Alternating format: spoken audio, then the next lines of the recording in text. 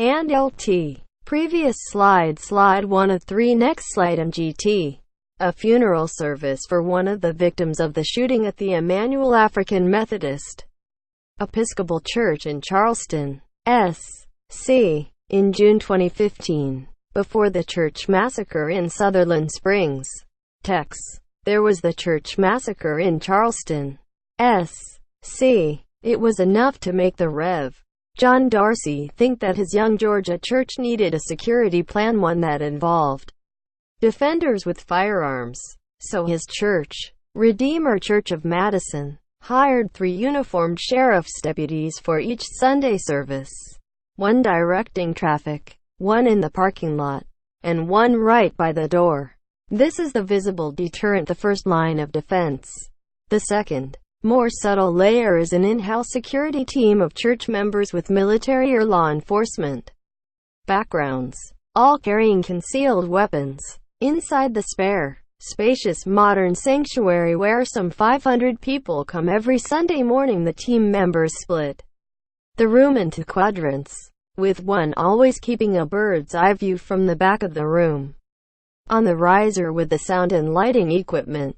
The third layer of protection is one that Mr. Darcy knows is there, though he has trouble quantifying it. He estimated that about 20 to 25 of his flock were concealing a weapon on any given Sunday. Now that's just the ones I know about, he said, and there were other weapons around, including here, he said, opening a drawer of his big wooden desk. Sign up for the morning briefing newsletter.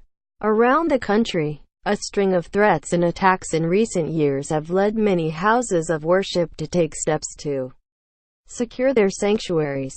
And after 26 people were killed at First Baptist Church of Sutherland Springs, Texas, last Sunday, one of the worst mass shootings in American history and the deadliest ever at a church, many more have begun looking hard at whether God's protection might need some armed backup.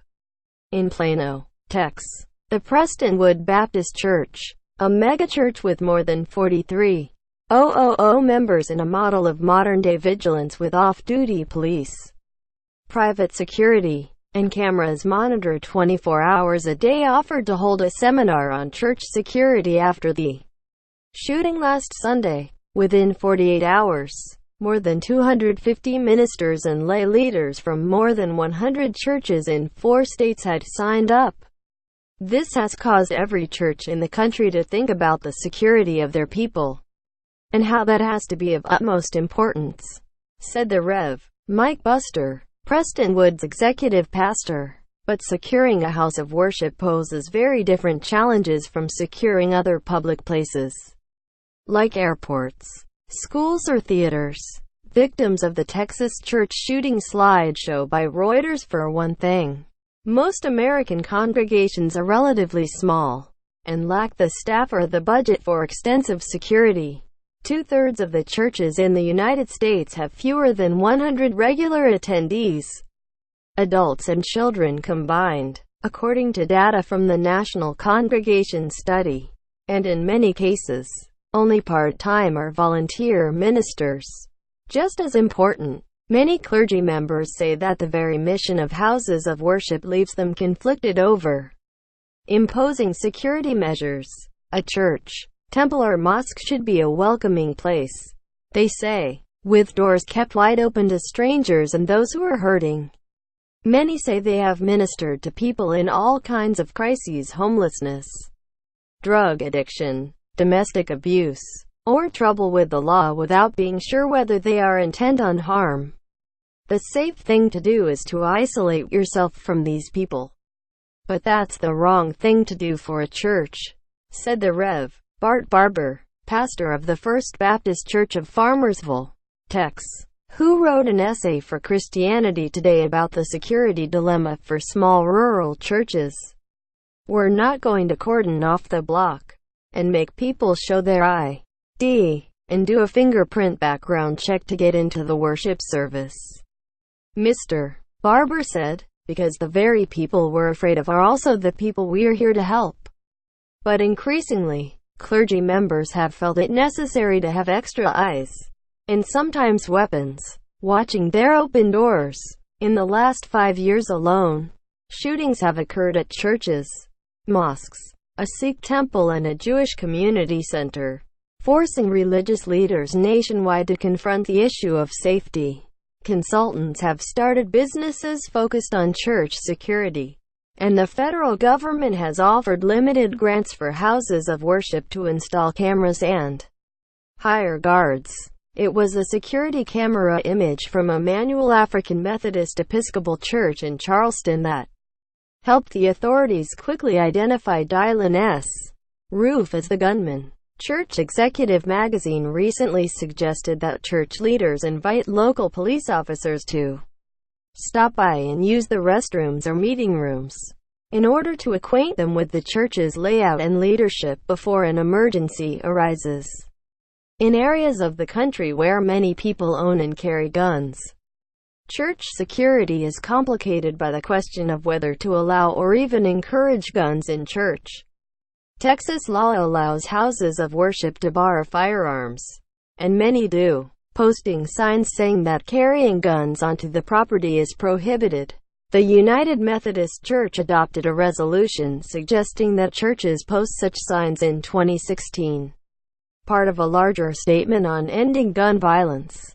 Mormon church policy says that carrying firearms is inappropriate except as required by officers of the law. All week, since the massacre in the pews in Sutherland Springs, the Rev. Brady Martin said that members of his church, Temple Baptist Church, in Gainesville, Texas, have been coming to his office to discuss how to protect the church while still being welcoming. One asked whether the sign posted out front announcing that the church doesn't allow the open carrying of firearms showing a gun with a slash through it could actually be sending the message that the church is vulnerable. That was something I hadn't actually thought through, he said, though he added that the church was not reconsidering its open carry policy. It does allow concealed firearms. We are not thinking that everybody should open carry. That would be a security nightmare. He said that his church would send 12 people to the security seminar at Prestonwood. In the meantime, his volunteer security team is considering stationing members in the parking lot before Sunday services, not just inside. The Rev. Robert Jeffress, pastor of a Dallas megachurch, First Baptist Dallas, said in an interview on Fox News this week that he felt safer knowing that 1/4 to half of his congregation carries concealed weapons to services on Sunday. If somebody tries that in our church, he said of the attack in Sutherland Springs, they might get 1 shot off, or 2 shots off, and that's the last thing they'll ever do in this life. Mr. Darcy, the pastor at Redeemer in Georgia, acknowledged that some might find it odd that so many deadly weapons were being brought into a building dedicated to worshiping the man the book of Isaiah calls the Prince of Peace. But he cited Romans chapter 13, which allows earthly authorities to serve as agents of wrath to bring punishment on the wrongdoer. There was always a chance, he said, that someone who meant to fire a weapon to protect innocents could end up harming the innocents themselves, which would be a nightmare scenario for his church.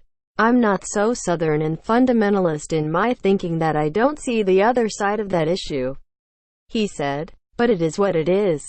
Jason Singleton, 36, is among the members who brings a handgun to Redeemer. In his case, strapped to his torso with a belly band, he said he would never pull the gun if there was merely a fight. There had to be an armed attacker shooting innocents. It would be a last resort, he said. If I took someone's life it would be because mine was about to be took or someone else's. And I think I'd be okay with answering for that, in the by and by.